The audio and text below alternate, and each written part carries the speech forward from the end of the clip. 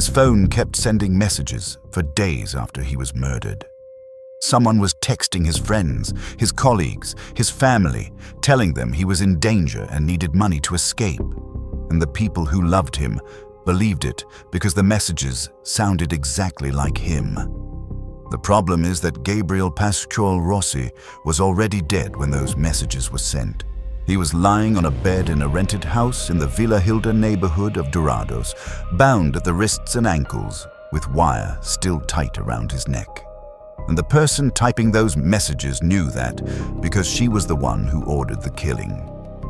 According to the police investigation, Gabriel did not die quickly. Forensic analysis indicated that his body continued to struggle against asphyxiation and systemic shock for approximately 48 hours before death became final. 48 hours, alone, in an empty house, while someone used his phone to keep the world from looking for him. My name is Harrison Cross, and this is the Blackout Tapes.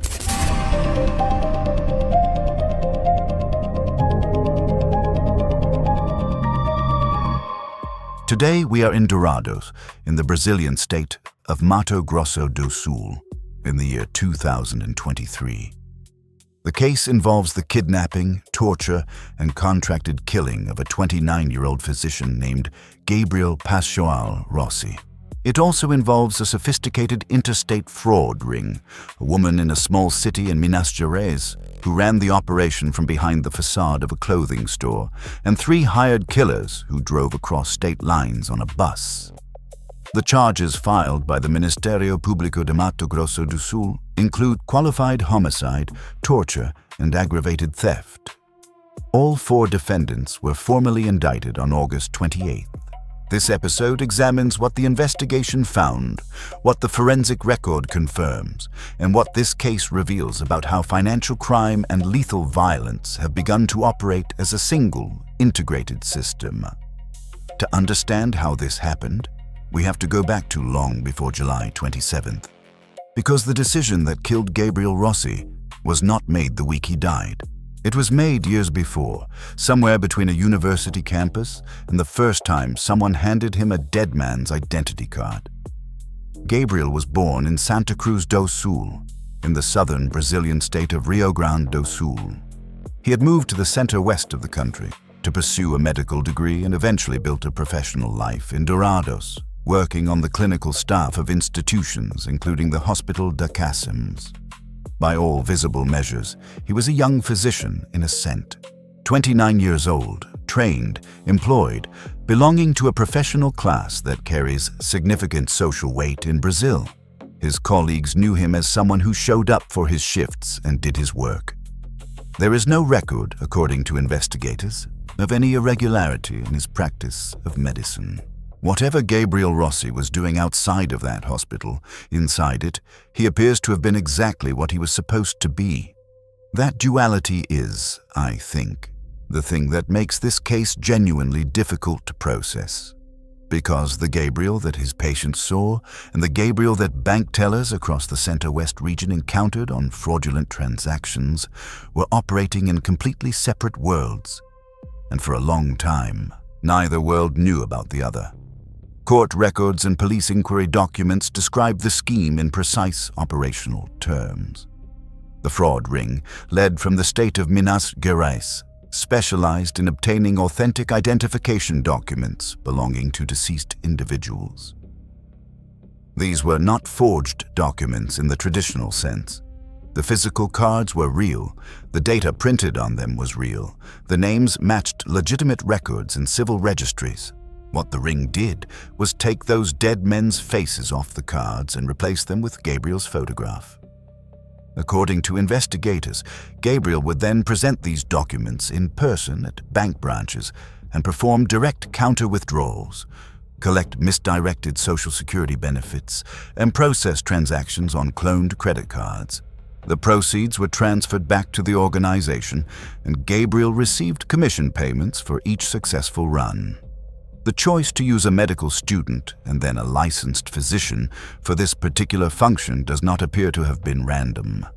I think about this detail a lot, A young man in his late 20s, professionally groomed with the verbal dexterity and composed bearing that medical training produces, walking into a bank branch with a card that technically matches the person named on it. That is a very specific kind of human shield. Bank tellers are not forensic document examiners. They do a visual confirmation. A confident, well-presented individual whose photograph matches the card in hand is exactly what that system is designed to approve.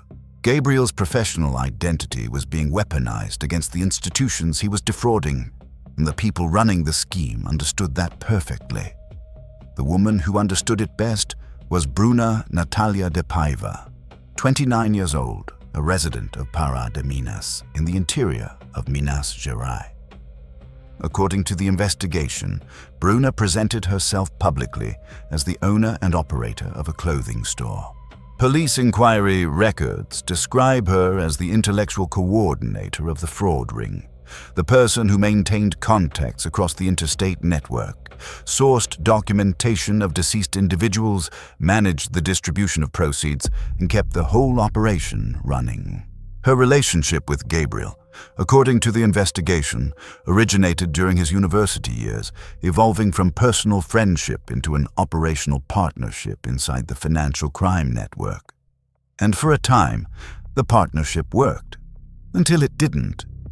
The fracture point, according to police records, was a financial dispute of significant scale. Investigators estimated that the accumulated debt owed to Gabriel by the organization's leadership reached approximately 500,000 reais, 500,000 reais. This was not a minor accounting discrepancy. This was a long-running imbalance between what Gabriel had delivered: encounter withdrawals, social security fraud, physical presence before banking institutions, and what the leadership in Minas Gerais had actually transferred back to him. When Gabriel began pressing for settlement, the dynamic shifted in a way that ultimately became irreversible. According to the investigative assessment, he did not simply request payment. He threatened to expose the entire scheme to federal authorities if his financial demands were not met. This is the moment, I think, when the calculus changed. From the perspective of someone running a national fraud network, a member who is threatening to cooperate with prosecutors is not a creditor with a legitimate grievance. He is a liability, and the rational analysis, under the logic of that world, points in one direction. Court records make clear that the decision to contract a killing was framed in financial terms. The cost of settling a 500,000 real debt, plus the permanent risk of future extortion and potential cooperation with authorities, was weighed against the cost of hiring 3 men to travel to Mato Grosso do Sul and eliminate the problem. The calculus, according to the prosecution, resolved in favor of the contract. Bruna recruited 3 individuals from Minas Gerais: Gustavo Kennedy Teixeira, 27 years old, Kevin Rangel Barbosa, 22 years old, and Guilherme Augusto Santana, 34 years old. The agreed payment for the killing was 150,000 reais, 50,000 each. According to police records, Bruna financed the entire operation in advance, covering transportation, accommodation, and daily costs. The 3 men traveled from Minas Gerais to Dourados by intercity bus. This is not an incidental detail. Air travel in Brazil requires biometric identification and baggage screening at departure. Bus travel does not carry the same checkpoint structure. The hired killers arrived in Mato Grosso do Sul undetected. The location for the killing had been prepared in advance. According to the investigation, the group rented a residential property in the Vila Hilda neighborhood of Dourados through a short-term rental application. The contract was set for 15 days. The 3 men arrived in the city 1 day before the scheduled killing on the night of July 26th to collect the keys and take control of the property. The trap needed bait. Bruna provided it. According to investigators, she contacted Gabriel and told him to come to the Vila Hilda address on the morning of July 27th to meet a contact, someone allegedly looking for a narcotics supplier. The investigation suggests Gabriel arrived voluntarily believing he was walking into a business meeting that would expand his illicit network. He was walking into an ambush. What happened inside that house is documented in the confessions of all three killers, corroborated by the forensic analysis of the crime scene. When Gabriel entered the property, the three men were waiting. He was immediately assaulted and subdued. According to statements taken during police interrogations, Gabriel attempted some form of physical resistance at the moment of the attack. That resistance was suppressed when the men used their firearms not as weapons, but as blunt instruments, striking him in the head and neck with the gun handles, causing cranial trauma and immediate disorientation. He was then forced onto a bed and his hands and feet were bound tightly with electrical wire. The forensic pathology record is specific about the cause of death: mechanical asphyxiation with indications of strangulation. The wire used to bind him was subsequently pulled tight around his neck.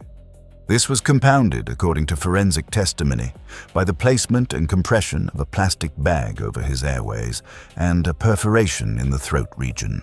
The restriction of oxygen and carotid circulation caused loss of consciousness, and then the killers left. What the medical forensic examiner determined is the detail of this case that I find most difficult to set aside. Gabriel Paschoal Rossi did not die at the moment the men left the house. The injuries sustained were not immediately and totally incompatible with life. According to forensic testimony, the victim's body continued to fight against respiratory collapse and systemic shock for an estimated 48 hours inside that house before death became irreversible. 48 hours. Bound, injured, alone, in a rented room in a neighborhood where a neighbor would later report that she had not thought much about the car parked outside. I don't raise this detail for dramatic effect. I raise it because it is the primary evidentiary foundation for the torture qualification in the criminal charges, and because it tells us something specific about how this killing was executed. This was not a quick disposal of a liability, whether by design or by the particular method chosen. What the forensic record describes is prolonged suffering. The prosecutors of the 14th Promotoria de Justicia of Dourados were, I think, entirely precise in their legal framing. One of the killers made a mistake that became the first concrete link between the crime scene in Mato Grosso do Sul and the woman who ordered the killing from Minas Gerais. At some point during the operation in Vila Hilda, someone brought a stun gun into that house.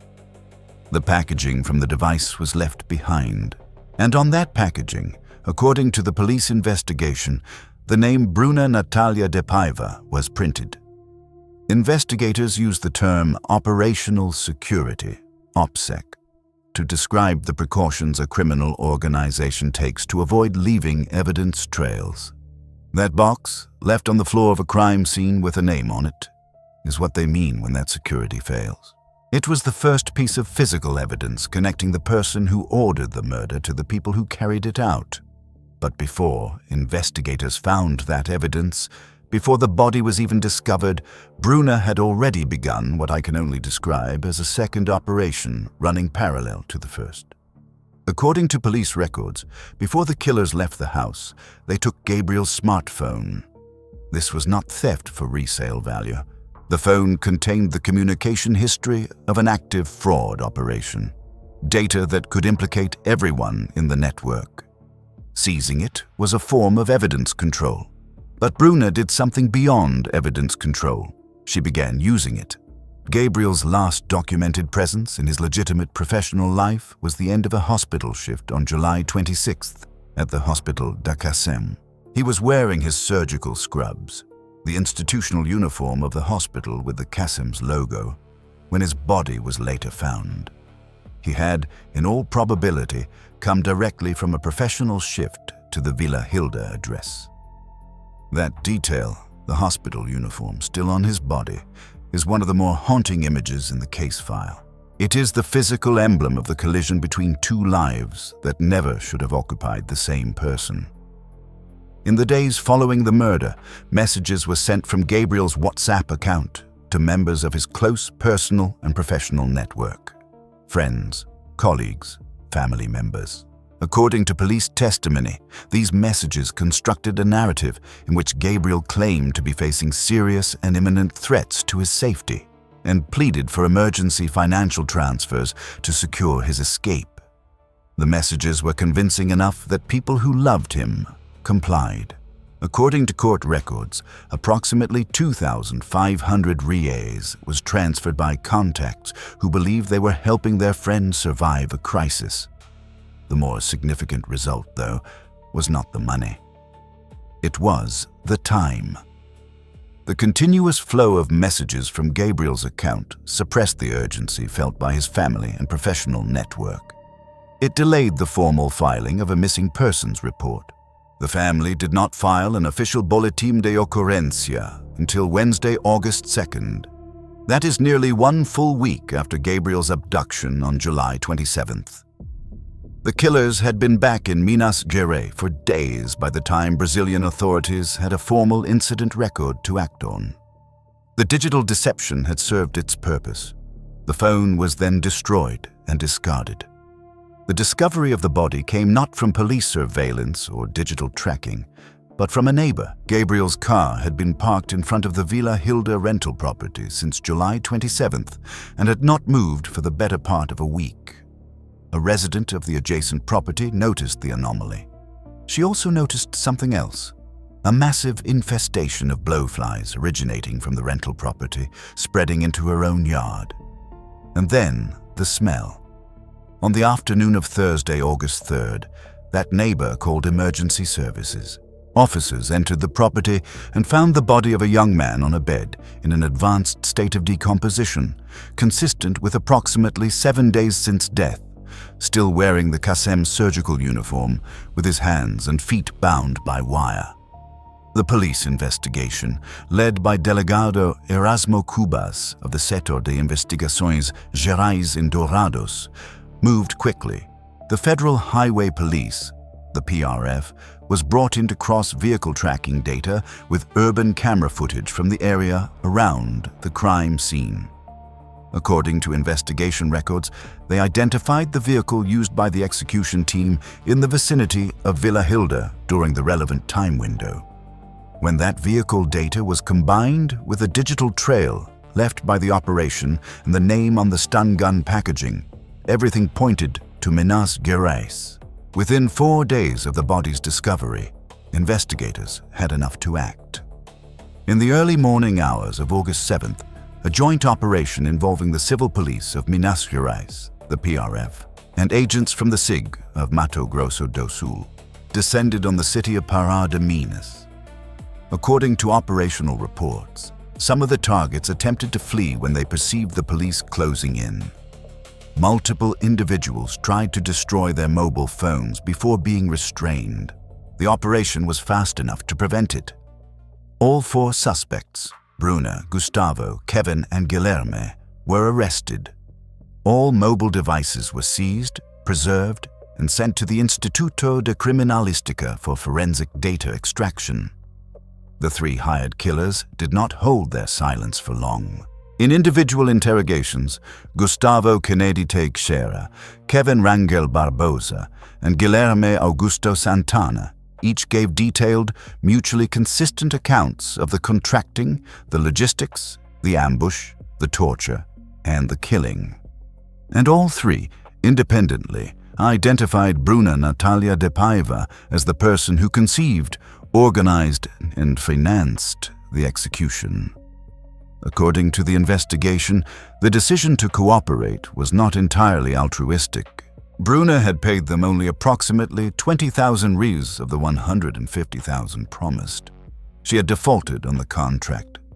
The men who had traveled across Brazil on her behalf, tortured a man for hours, and left a body in a rented room had been paid roughly 13% of what they were owed. The resentment generated by that default became the primary force behind the collapse of the silence the moment the arrests were made. I think she miscalculated badly. You cannot underpay the people who know exactly what you did and then expect their loyalty. Bruna, for her part, exercised her constitutional right to remain silent. She understood the evidentiary value of saying nothing. The investigation pivoted to the forensic digital analysis of the seized devices. All 4 defendants were formally charged by the Ministerio Público de Mato Grosso do Sul, and on August 28th, Judge Ricardo da Mata Reis of the Dourados court formally accepted the indictment and elevated all 4 to the status of defendants in criminal proceedings. The charges include qualified homicide with aggravating circumstances, reprehensible motive, execution by asphyxiation and torture, and the use of deception that prevented the victim from mounting any defense. Additional charges cover torture as a standalone offense and aggravated theft for the seizure of the smartphone. The first hearing of instruction was scheduled for August 22nd of the following year. It was postponed at the request of the defense on the grounds that defendants had not received full access to the forensic evidence record. The hearing was rescheduled to September 20th. All 4 defendants remain in custody in the correctional system of Mato Grosso do Sul as the case moves toward a full jury trial. My theory on what this case ultimately represents goes beyond the mechanics of one murder. The investigative record here documents something that the standard categories of crime struggle to classify. A fraud organization that operated with the financial structure of a mid-sized company and the enforcement capacity of a cartel. Bruna de Paiva did not commission a killing in the heat of passion or as a last resort after a confrontation. She made a corporate decision. She weighed a liability on the books against the cost of removing it. She had the contacts, the logistical reach, and the financial resources to execute a cross-state murder for hire within what appears to have been a relatively short planning window. And the only reason that decision unraveled was a cardboard box left on the floor of a rental property in Vila Hilda with a name printed on it. I think about Gabriel Rossi a lot when I work through this file. 29 years old.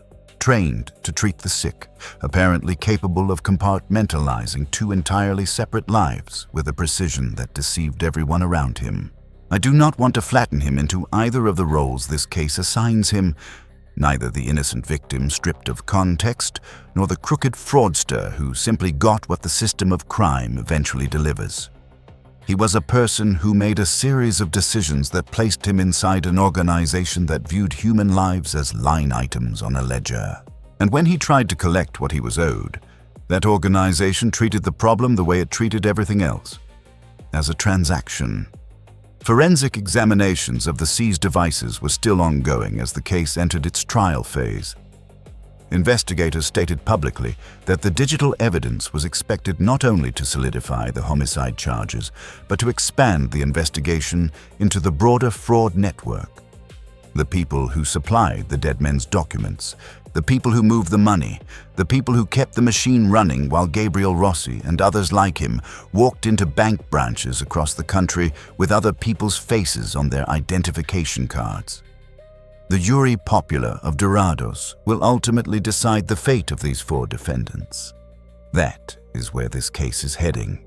What the investigation has already established in the record of the inquiry and the forensic archive is a complete picture of how a financial crime organization authorized and funded a killing, and how the smallest failure of operational discipline, a name on a packaging box, brought the entire structure into the light.